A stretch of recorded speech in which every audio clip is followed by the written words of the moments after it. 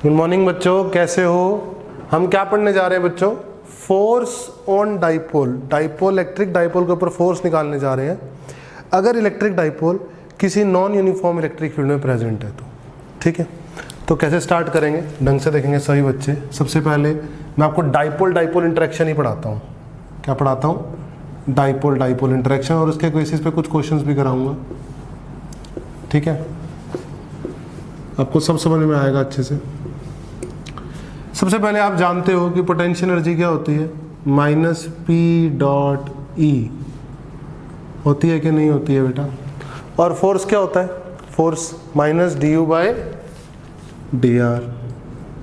बोलो, होता है कि नहीं होता? सब बच्चे जानते हैं पक्का।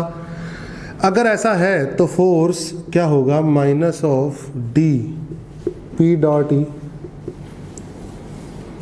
Over T R. अगर मान लो डाइपोल और इलेक्ट्रिक फील्ड में एंगल फिक्स रहता है, ठीक है, और डाइपोल क्या है? यूनिफॉर्म है। डाइपोल की जो डाइपोल मोमेंट है वो क्या है? कांस्टेंट है। तो फोर्स क्या होगा बेटा? Minus P dot D by D are.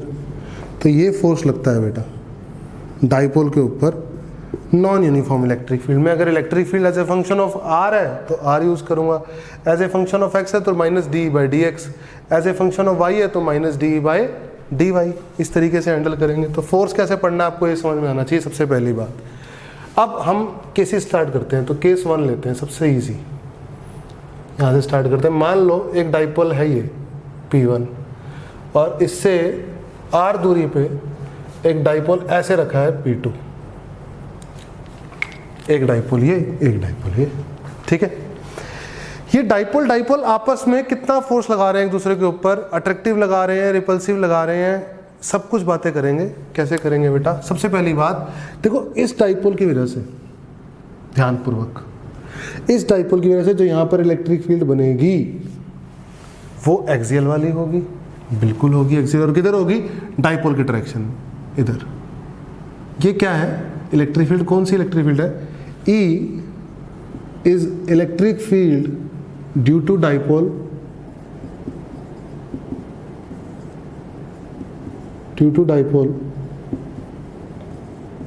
P1। P1 dipole की वजह से इलेक्ट्रिक फील्ड कितनी बन रही है? E, जो ये क्या है? E1। क्या है बेटा? E1। अब P2 dipole E1 electric field में पड़ा है तो उस पर क्या लगेगा? फोर्स लगेगा। और वो फोर्स कितना होगा? पहले इलेक्ट्रिक फील्ड लिख लेते हैं। इलेक्ट्रिक फील्ड 1 कितनी होगी? जल्दी बोलो। 2kP1 by R cube. 2kP1 by R cube, ठीक है बेटा। अब D1 बाय डी आर क्या होगा? जल्दी बोलो बेटा। तो 2kP1 बाहर निकाल लिया। r की पावर -3। r की पावर -3 का इंटीग्रल क्या होता है? सॉरी, डिफरेंशियल क्या होती है? r की पावर -3 की सब जानते हैं। -3 बाहर आ गया, r की पावर -4, तो -3 बाहर आ गया, r की पावर -4 बन गया, नीचे जाके r की पावर 4, तो d1 बाई डी आर आ गया। अच्छा, अब डाइपोल मोमेंट P2 और इलेक्ट्रिक फील्ड में एंगल कितना है? 0 degree. Angle between P2 and E1 is 0 degree. सही है। तो इसको देखो ध्यान से। तो फोर्स क्या होगा? फोर्स होगा माइनस P, सबसे पहले लिखो P2, सॉरी यहाँ P2 dot D1 by D are, ठीक है। तो इलेक्ट्रिक फील्ड और P2 में एंगल कितना था? इलेक्ट्रिक फील्ड और P2 में एंगल 0 डिग्री था। तो जब डॉट प्रोडक्ट खुलेगा तो कितना आएगा? Minus P2 D1 by D R -6kP1 upon r की पावर 4। -P2 आया, समझ में आया। फिर D1 बाई डी आर की वैल्यू डाली, समझ में आया। और दोनों के बीच में एंगल P और E के बीच में, P2 और E1 के बीच में एंगल 0 डिग्री, तो cos 0 डिग्री से आ गया 1। सही है। तो फोर्स कितना आ गया बेटा? फोर्स कितना आ गया? फोर्स आ गया हमारा माइनस माइनस हो गया plus 6k P1 P2 upon r की power 4, 6k P1 P2 upon r की पावर 4 तो फोर्स बिटवीन टू डाइपोल्स किसके प्रोपोर्शनल होता है? आर की पावर 4 के इनवर्सली प्रोपोर्शनल होता है। आर की पावर 4 के क्या होता है बेटा? इनवर्सली प्रोपोर्शनल होता है। अच्छा एक बात मैं और बता दूं, अगर आपको ऐसा लग रहा है कि ये फोर्स बेटा वेक्टर क्वांटिटी है ना, फोर्स कैसी क्वांटिटी है? वेक्टर क्वांटिटी है पक्का। तो यहाँ पे हम फोर्स का मैग्नीट्यूड लिख रहे हैं। क्या लिख रहे हैं? मैग्नीट्यूड। और ये नेगेटिव और पॉजिटिव क्या बता रहा है? ये फोर्स का मैग्नीट्यूड है। यहाँ से फोर्स का मैग्नीट्यूड मिलता है। क्या मिलता है? मैग्नीट्यूड। सही है, क्योंकि डॉट प्रोडक्ट में देगा मैग्नीट्यूड ही तो देगा। और यहाँ से मिलता क्या है? हमें मिलता क्या है यहाँ से? नेगेटिव और पॉजिटिव साइन क्या देता है? रिपल्सिव या अट्रैक्टिव। नेगेटिव और पॉजिटिव साइन क्या देता है बेटा? रिपल्सिव और अट्रैक्टिव। ये वेक्टर नहीं है, ठीक है ना, बाई चांस लग गया वो। सही है, इसको भी हटा सकते हो आप, ठीक है, क्योंकि हमने यहीं पर ही खोल दिया उसको। चाहे यहाँ लिख भी दो आप, कोई दिक्कत नहीं है ये मैग्नीट्यूड। क्या है ये? मैग्नीट्यूड। अगर मैग्नीट्यूड नेगेटिव आता है तो अट्रैक्टिव, मैग्नीट्यूड पॉजिटिव आता है तो रिपल्सिव। कैसा फोर्स है? रिपल्सिव। यानी ये दोनों डाइपोल दूसरे को रिपेल कर रहे हैं। ये दोनों डाइपोल दूसरे को क्या कर रहे हैं? रिपेल। सिमिलरली आप ऐसे भी निकाल सकते थे, P2 की वजह से यहाँ पर इलेक्ट्रिक फील्ड E2, तो आप लिख सकते थे P1 dot dE2 by dr। वहाँ से भी सेम आंसर आता, वहाँ से भी क्या आता बेटा? सेम आंसर आता। ये था हमारा केस 1। केस 2 बताऊंगा बेटा। केस 2 में क्या करेंगे आप? केस 2 में P1 डाइपोल आपको दे रखा है इस डायरेक्शन में, P2 डाइपोल दे रखा है आपको अपोजिट डायरेक्शन में, दोनों अपोजिट डायरेक्शन में। इनके बीच में फोर्स निकालना है। तो देखो P1 की वजह से यहाँ पर जो इलेक्ट्रिक फील्ड बनेगी वो इधर बनेगी E1, ठीक है। और एंगल कितना है? Angle between P2 and E1 is 180 degree. क्या है? 180 डिग्री है बेटा, ठीक है। तो E1 इलेक्ट्रिक फील्ड कितनी होगी? सभी बच्चे जानते हैं 2K P1 upon R cube. 2K P1 upon R cube होगी, ठीक है। और D1 बाई dr कितना होगा फिर? माइनस R की पावर -3 आएगा, ठीक है ना। -6K P1 अपॉन R की power 4, -6K P1 upon R की पावर 4 होगा बेटा। सही है। अब देखो ध्यान से, P dot D by D are करना है, फोर्स मैग्नीट्यूड है ये फोर्स का, मैं फिर से बोल रहा हूँ, -P2 dot TE1 by D are, ठीक है। तो P2 और E1 में एंगल कितना था? 180 डिग्री। तो माइनस आएगा, P2 आएगा, और ये रहा -6K P1 upon -6K P1 upon R की पावर 4, ठीक है। और दोनों बीच में एंगल cos 180 डिग्री। कितना आएगा फोर्स का मैग्नीट्यूड? -3 माइनस हो गए, cos 180 डिग्री भी -1 है, तो -6K P1 P2 upon R की पावर 4। अट्रैक्टिव, माइनस मतलब अट्रैक्टिव। माइनस का मतलब क्या है बेटा? सिर्फ और सिर्फ अट्रैक्टिव है, ठीक है। माइनस का मतलब क्या है? अट्रैक्टिव। और magnitude 6K P1 P2 upon R की पावर 4। तो फोर्स यहाँ भी क्या है? Interaction force between two dipoles is inversely proportional to R की पावर 4। ओके बच्चों, अब डाइपोल अरेंजमेंट कैसा है? एक डाइपोल है ऐसे और एक डाइपोल है ऊपर, इनके बीच में आपस में इंट्रैक्शन फोर्स देखना है। तो क्या करोगे? देखो यहाँ पर अगर बात करूँ, यहाँ पर इलेक्ट्रिक फील्ड कैसी होगी? ऐसे होगी, E1 होगी क्या? नहीं होगी, बिल्कुल होगी। तो P2 angle between P2 and E1 is what? 90 degree. सही बात है। तो फोर्स का मैग्नीट्यूड क्या लिखते हैं आप? -P1 dot -P2 dot E1 minus के साथ d बाई डी आर। यही लिखते क्या नहीं लिखते आप? बोलो, यही लिखते हैं आप, -d by D are of this. P2 और E1 में एंगल कितना है? 90। तो डॉट प्रोडक्ट से cos 90 क्या हो गया? 0। 0 का डिफरेंशिएशन क्या हो गया? 0। क्या हो गया बेटा? 0। ये था हमारा केस 3। अब हम करते हैं केस 4। क्या करते हैं? केस 4। देखो केस 4 में क्या करोगे आप एक काम करो, आपको गिवन है ये अरेंजमेंट,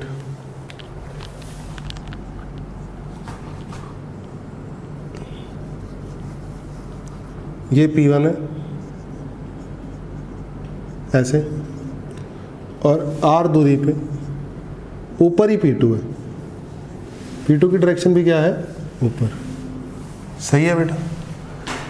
तो आपको बताना है दोनों के बीच में इंटरेक्शन फोर्स कितना होगा, दोनों के बीच में इंटरेक्शन फोर्स कितना होगा। तो कैसे करेंगे, यहां पर इस डाइपोल की वजह से इलेक्ट्रिक फील्ड जो होगी वो एक्सियल होगी कि इक्वेटोरियल होगी, यहां पर इक्वेटोरियल होगी। इक्वेटोरियल होगी तो कैसे होती है, डाइपोल के डायरेक्शन के अपोजिट।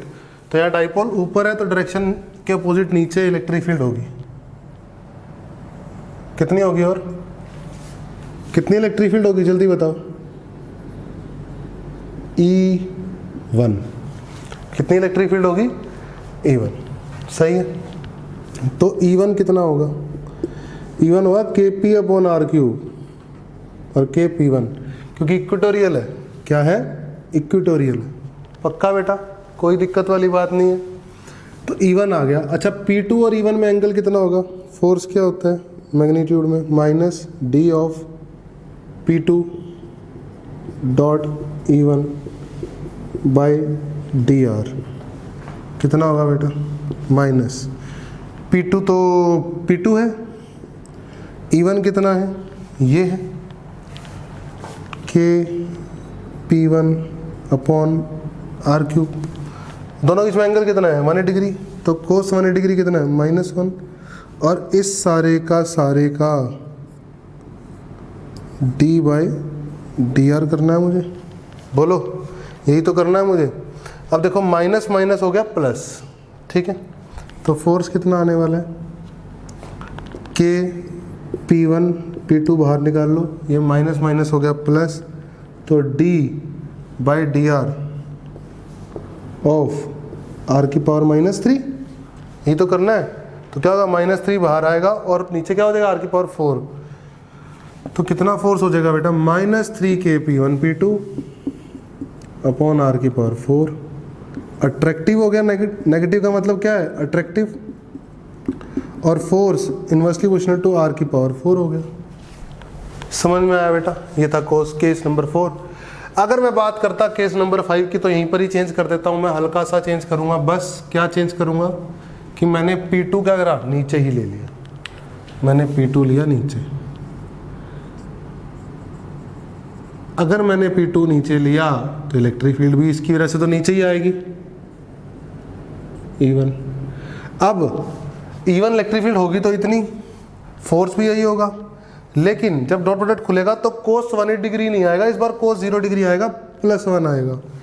क्या आएगा, +1। फिर एक माइनस रहेगा इधर, ये माइनस फिर इस माइनस का मिलकर क्या हो जाएगा, प्लस। तो क्या हो जाएगा फोर्स, रिपल्सिव। क्या हो जाएगा बेटा, रिपल्सिव। समझ में आया होगा केस नंबर 5 भी, बोलो बेटा, केस नंबर 5 भी समझ में आया होगा आपको। ओके बच्चों, अभी 6th, इन दोनों डाइपोल्स के बीच मुझे इंटरेक्शन निकालना है। एक डाइपोल ऐसे और एक डाइपोल ऐसे एंगल पे है। इसका डाइपोल मोमेंट P2, इसका डाइपोल मोमेंट P1। कितने एंगल पे है, थीटा एंगल पे, कितनी दूरी पे है, R दूरी पे है। इंटरेक्शन फोर्स वगैरह मुझे सब बताना है, ठीक है। समझ में आया बेटा।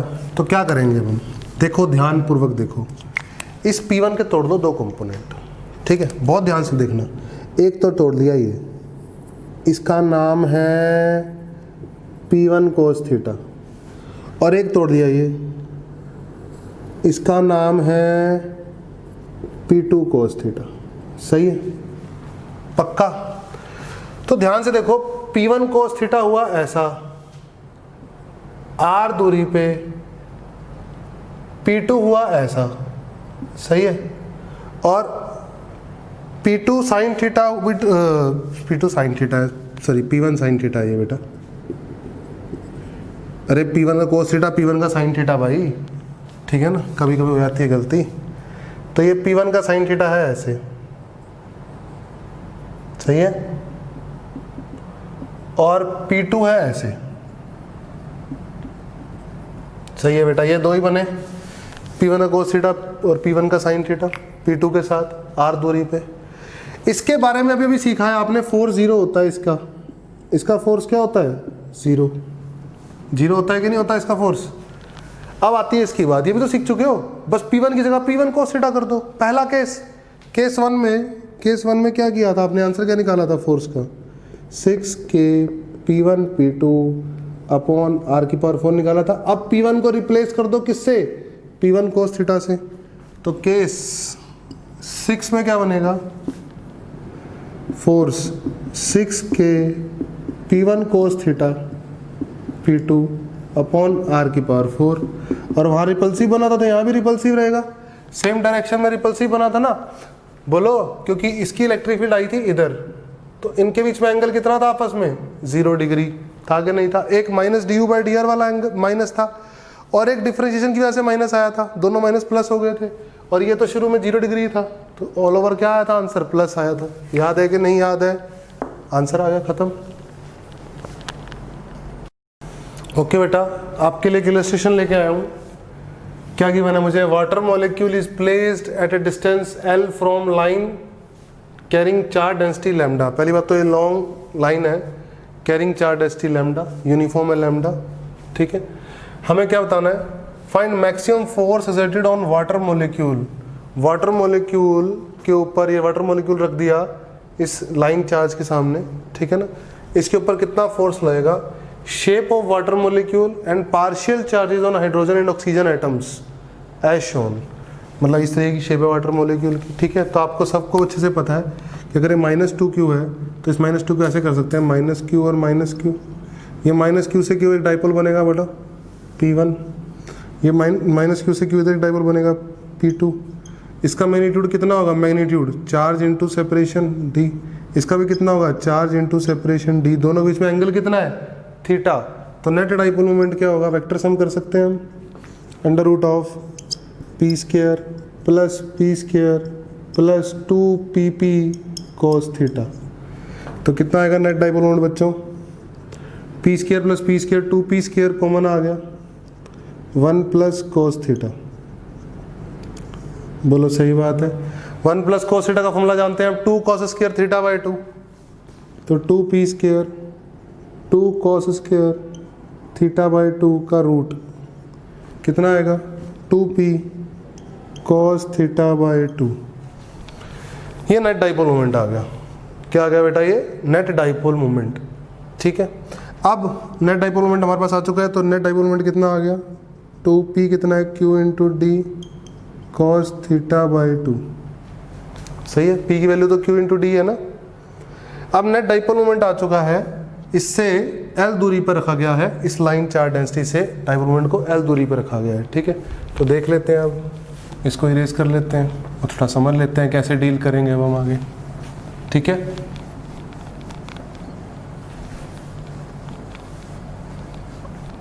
तो हम एक लाइन चार्ज डेंसिटी बना लेते हैं और डाइपोल रख देते हैं उसके सामने, ठीक है। ये समझो ये लाइन चार्ज डेंसिटी है मान लो, और एक ही डाइपोल है। अभी dipole moment, net dipole moment कितना आ रहा है, 2qd cos θ/2, ठीक है। तो ये मान, अब हमें क्या निकालना है, मैक्सिमम फोर्स। क्या निकालना है, मैक्सिमम फोर्स। तो एक बात ध्यान दो, मैक्सिमम फोर्स कब बनता है, फोर्स कैसे निकलता है, -d of p dot e d/dr, है ना। तो p और e में एंगल क्या होना चाहिए, या तो 180 डिग्री या 0। P और E में एंगल क्या होना चाहिए, 180 डिग्री या फिर 0, क्योंकि माइनस और प्लस का कोई फर्क नहीं पड़ रहा ना, माइनस प्लस से तो सिर्फ रिपल्सिव और अट्रैक्टिव का पता लग रहा है। मैग्नीट्यूड का किससे पता चलेगा, मैग्नीट्यूड का। P और E में एंगल क्या होना चाहिए, 180 डिग्री या फिर 0। Angle between P and E is either 180 degree और 0 डिग्री, सही बात है। For what, for maximum force, for maximum force in magnitude. तो हम कोई भी मान लेते हैं, हम एक मान लेते हैं कि P मान लो ऐसा बना, नेट डाइपोल मोमेंट कैसा बना, ऐसा, और नेट डाइपोल मोमेंट की वैल्यू कितनी है, 2qd cos θ/2, सही है। और इसकी वजह से जो इलेक्ट्रिक फील्ड बनेगी वो भी इधर बनेगी, L दूरी पर रखा है। कितनी दूरी पर रखा है, L दूरी पे। ऐसा तो गिवन है मुझे नेट डाइपोल मोमेंट जो आएगा पक्का। तो कितना बनेगा ये, इलेक्ट्रिक फील्ड की वैल्यू कितनी बनेगी, 2k λ/L, कितनी बनेगी, 2k λ/L बनेगी बेटा। अब L रखा है हमने और नेट डाइपोल मोमेंट हम जानते हैं, तो यहाँ पे क्या करेंगे हम, लिख देंगे डिफरेंशिएट करके। तो कितना आएगा, तो हमारे पास आएगा फोर्स आएगा minus D of P dot E over D R की जगह इस बार डी एल आएगा क्योंकि एल का फंक्शन है। ठीक है बेटा, तो बस अब ख़त्म करो, आप लिख दो फोर्स, लिख दो आप माइनस डी ऑफ पी कितना है, पी हमारा 2 cos थीटा बाई 2 है। इलेक्ट्रिक फील्ड कितनी है 2k लैम्डा बाई एल है, over what D L, over what बेटा डी एल। कोई दिक्कत वाली बात नहीं है, सब जानते हैं।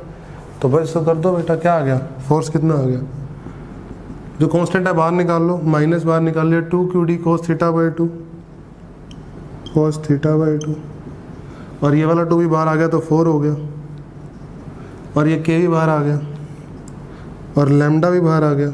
सही है, तो क्या बचा अंदर 1/l D L by L, यानी एल की पावर -1 का डिफरेंशिएशन। बोलो सही है। अब एल की पावर -1 का डिफरेंशिएशन क्या होता है, माइनस एल की पावर -2, तो माइनस माइनस हो जाएगा plus 4 lambda Q D cos theta by 2, और ये के भी आएगा यहाँ पे 4k लैम्डा लिख लो,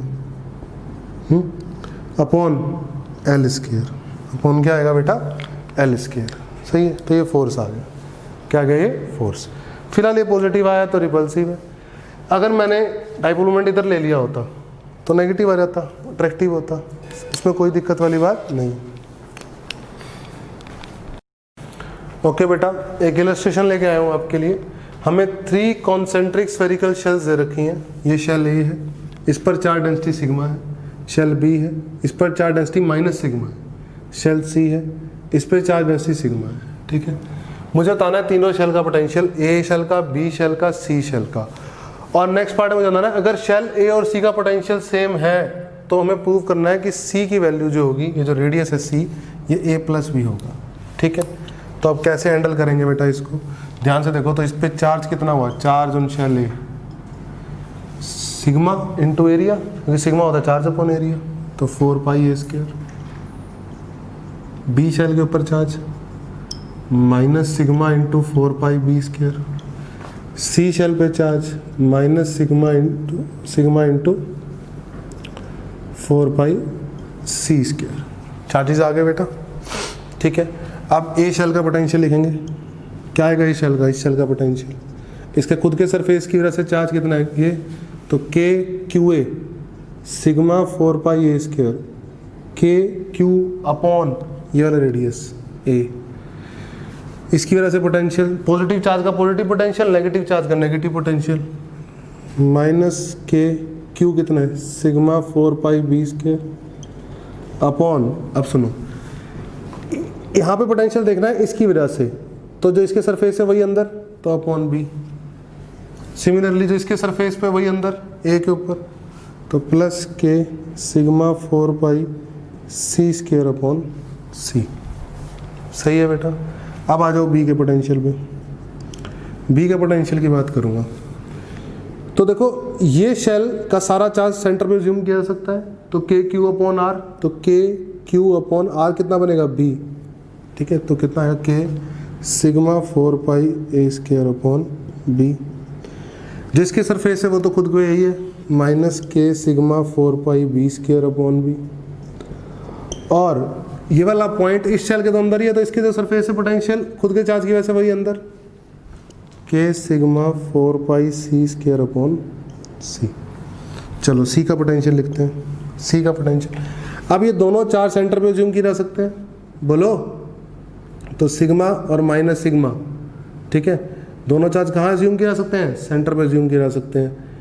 ठीक है बेटा, और इससे खुद के चार्ज की वजह से सरफेस पे के क्यू बाई सी, इसकी वजह से के क्यू बाई सी, इसकी वजह से के क्यू बाई सी। ठीक है ना, तो देख लेते हैं क्यू क्या क्या है। तो के क्यू कितना है सिग्मा 4 पाई ए square, sorry b upon b आएगा, sigma 4 pi k sigma 4 pi ए square upon c, minus k sigma 4 pi B square upon c, plus k sigma 4 pi सी स्क्वायर अपॉन सी।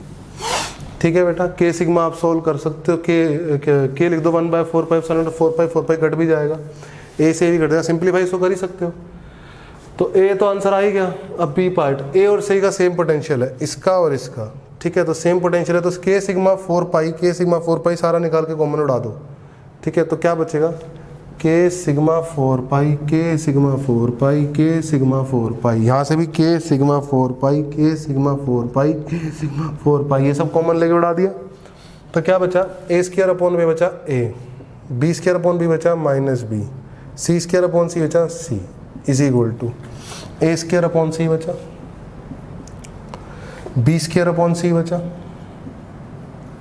और सी square upon c बचा सी, इस सी से ये cut गया, बोलो, तो a minus B आ गया, इधर आ गया a minus B, A plus B, LCM ले लिया ना, और नीचे आ गया c, तो a माइनस बी से a माइनस कट गया, तो c कितना आ गया a प्लस बी। आसान है बेटा, तो प्रूव हो गया, ठीक है, सेकंड पार्ट भी हो गया, ठीक है।